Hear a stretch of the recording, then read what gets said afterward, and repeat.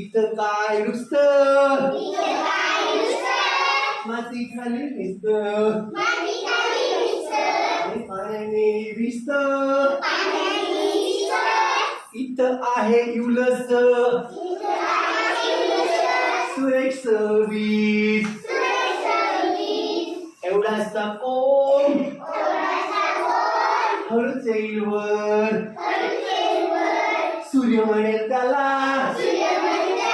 अरे माझा हात धर.